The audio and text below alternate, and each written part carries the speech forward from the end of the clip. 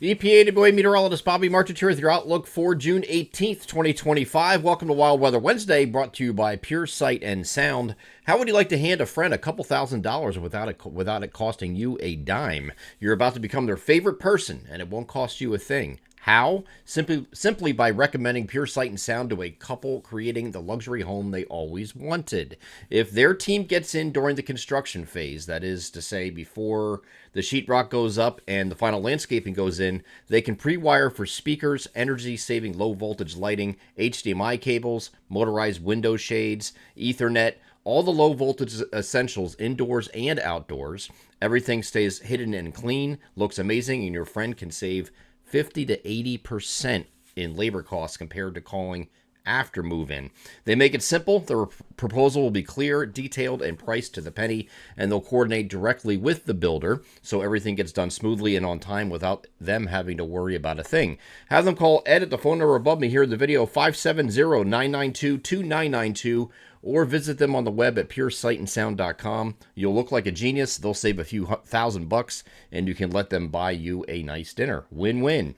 So today we have a frontal boundary, a weak shortwave that's going to be moving ahead of a frontal boundary, and we're finally getting rid of this boundary. That boundary that was south of the region came through as a warm front last night, had some showers with that as it moved through, and it is now going to be safely up north of us today, so we're going to get unabated warmth coming in here. Big difference in both temperatures and humidity today on the opposite side of that frontal boundary, and as you see above me today, 82 to 87 is the temperature spread today, and that's nothing compared to what we're going to have not only Thursday, but going into this weekend and beyond. Okay, we'll get to that in this video as well. So today we have a cloudy start to the day, and you can see that here on the NAM high-res future simulated satellite. This is looking at 10 o'clock in the morning. Plenty of clouds across the region at this point. But then we get some breaks of sun. You are going to see the sun today in some places in between any of this activity. Even if it's just for a short time, you're going to see some sun in between some of these showers in most places, okay? And then we're going to have some scattered thunderstorms developing later this afternoon and early evening. And then overnight we clear out and become partly cloudy, and it will remain that way on Thursday as well, at least the start of Thursday. So the NAM high-res future simulated radar starting us off at 9 a.m. shows a little bit of shower activity across south central PA. It's going to move its way northeastward. Once we get in the afternoon, you get those breaks of sun and the temperatures increase, the dew points increase. You're going to have the risk for some thunderstorms as we get into the afternoon. This is 1 o'clock in the afternoon to see some storms firing on from Harrisburg over to Reading to just south of about Quakertown or so, where these are firing. But as we get further into the day, these storms will persist through about late afternoon in far eastern Pennsylvania and continuing to New Jersey. Then the southern part of this line might get a little bit better organized, and there is a marginal risk for severe across those areas for this batch here. Anything from say just south of Allentown all the way through eastern Maryland, Delaware, southern New Jersey. And we can see that here on the marginal risk where they have that outlined. That's a perfectly outlined marginal risk area, okay? So there could be some gusty winds with some of these. I think we're actually dealing with a high precipitable water content that's in the atmosphere right now, which is going to be a constant theme going forward, by the way, with these very high dew points that we're expecting in the week ahead. Whenever there's precipitation, which is limited to basically just today and tomorrow, you're going to have a lot of heavy rain with some of these storms. That's the main threats. They're going to be gusty winds and heavy rain. And in some of these areas down here highlighted in the dark green that would be ahead of this right here, you'd be looking at the possibility of having some wet microbursts. Okay, that's just a water-loaded downdraft that just comes down real quick and just spreads out in all directions. Not a tornado threat today, but those can mimic some weak tornado speeds. So hopefully don't get any of that, but the soundings are supportive of wet microbursts today. And it's, again, right where those areas are indicated on the marginal risk, not for the rest of the region. Okay, so that's the outlook for today. Going beyond this into Thursday, before I get to that, here is the slight risk that is in yellow now across basically the entire region is included in this for a severe risk here on Thursday. This is going to be more straight line winds, okay? So we're not dealing with microbursts here on Thursday, but there could be some gusty straight line wind damage with some of these storms. This is not a tornadic situation, at least not here. When you get up here, up in eastern New York State, up in these areas, that will be a tornadic threat up there because they're closer to the low pressure that's driving this. So that's something for them to deal with. I can't rule out that maybe it sneaks out to these far northern areas of northeast PA as well as far as a tornado risk, but we'll see. I think the best forcing is going to be further north, so it should just be in our area primarily just a straight line wind damage threat, and that's it. And here's that cold front moving eastward. Here's today's activity. Here's that cold front. You notice where the low pressure is. It's all the way up here. So your best forcing is going to be nearest that low pressure, and that's going to include areas across New England, basically those areas in northeast closest to that low pressure where you get a little bit more vorticity and spin in the atmosphere. But further south, away from that low pressure, which again is right here, is just the cold front. This is linear as it's coming through, so you're just going to have some straight line winds to contend with. Now, those can be dangerous in of itself. So just I'm not trying to sugarcoat this. Like this isn't going to be anything.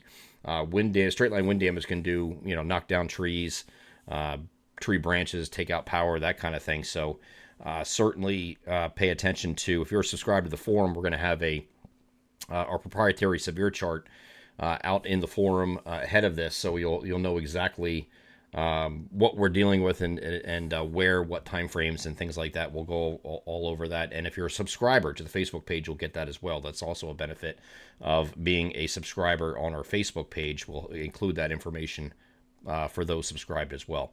Okay, so this is going to continue through. We're going to go.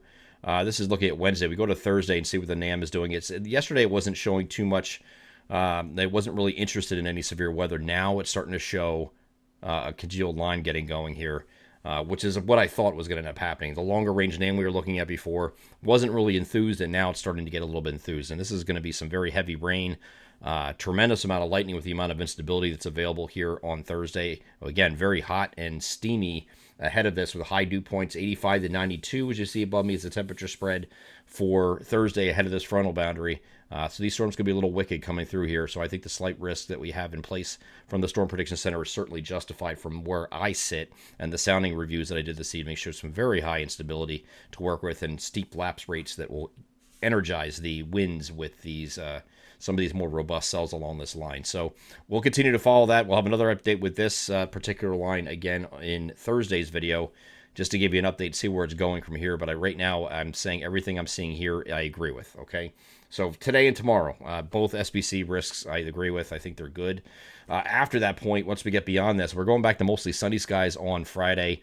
We're going to have be a little bit cooler, but and we're going to zap the humidity out of the atmosphere, at least temporarily. And that's because we have a northwest flow aloft. This is looking at Friday. See that northwest flow kind of like this, where the lines are oriented? These are lines of equal height, but the wind flow is definitely out of the northwest here. So we're going to have a near average temperature day here on Friday. That'll be the only day that is near average. We're going to start increasing the humidity again on Saturday, and it's going to keep going up ridiculously high after that point.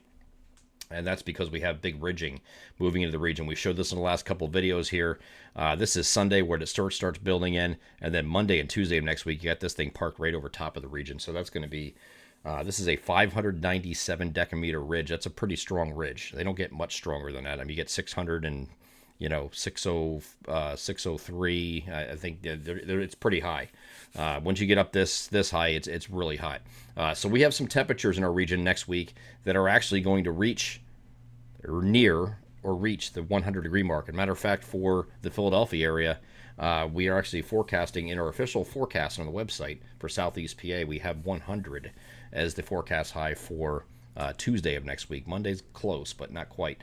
It might be Tuesday and Wednesday of next week. So this heat wave is going to start here on Sunday, and our southeastern areas is going to start already on Saturday, where 90 will be reached there, but 80s in the interior, upper 80s in the interior.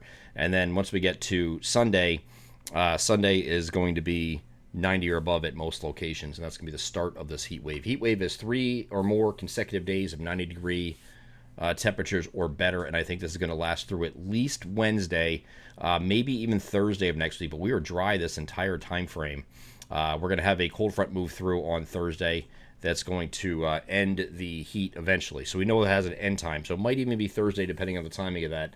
But that's going out a ways beyond our 7-day forecast period. We do have an extended dry period, which we need because we haven't had, we've had so much rain, and this past week has been terrible with that stall boundary.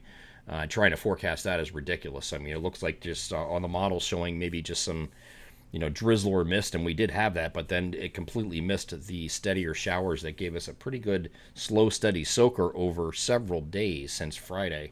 So I think we're all ready for this to be out of here, even if it means getting hot and humid conditions into the region, which I know some of you absolutely loathe. I'm EPAWA meteorologist Bobby Marchich. That is your outlook for June 18th, 2025. Have a great Wednesday.